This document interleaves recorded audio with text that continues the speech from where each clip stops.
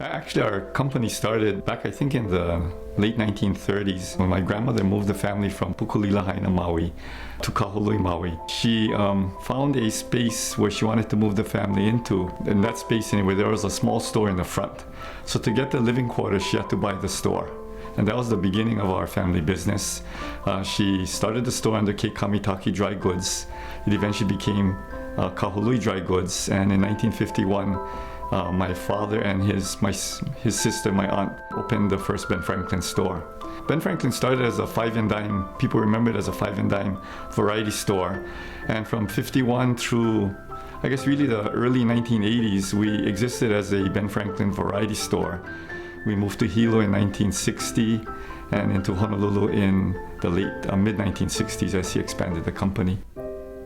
1970, when my dad suffered a untimely stroke, I guess at the time, he just opened the 2 stores on Oahu, that the company was just in the process of growing, and there was, with his stroke, and as a result of the setback, the company started struggling. And each one of us came back one by one, really to just help the family out, get back on its feet. And in the process, we got locked in and found that we enjoyed doing this business and have been there ever since. How we evolved into Ben Franklin Crafts really started with Walmart coming into the Hawaii market. As they opened their stores, they decimated the small family variety stores. It was a really difficult time for us to make a transition from variety to craft.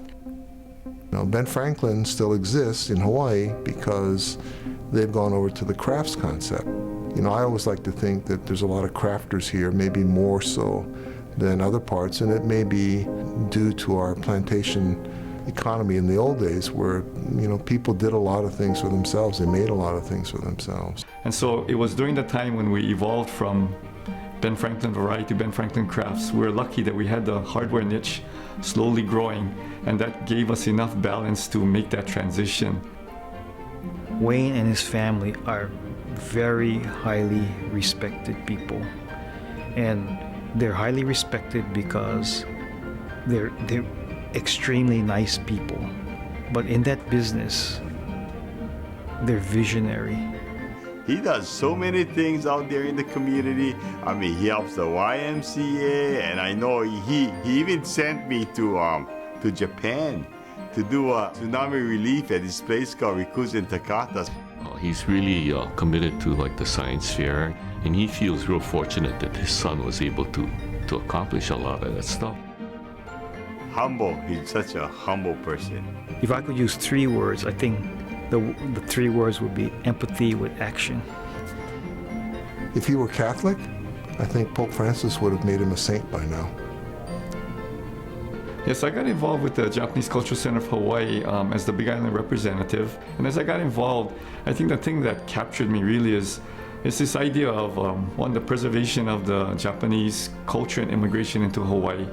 But also on a broader level for me, it's been an interest of understanding that, you know, it's not only the immigration of Japanese to Hawaii that makes Hawaii, but it's the immigration of every single group that has come into Hawaii. And I guess makes me realize and appreciate that, you know, Hawaii is a really special place. So, you know, I got involved with Hawaii Japanese Center really through Gladys Sonomura and Professor Honda. And I feel it's an extension of what my involvement with Japanese Cultural Center of Hawaii was. And in Hilo is really the preservation of, again, the immigration of Japanese to Hawaii. We chose to honor Wayne because of everything he's done for the Cultural Center. Not only has he served the Cultural Center via the Board of Directors, but he's also supported us in many ways, contributions to our gala. As many years as I've been on the board, he's provided us with these donations. His professional guidance of what we should be doing, how we should be doing things, tried to make us very aware of why we were here, what our mission was, and where we serving the greater public. You know, our grandparents did a lot in taking on that struggle and to make life better for all of us. I think it's just important to preserve that feeling.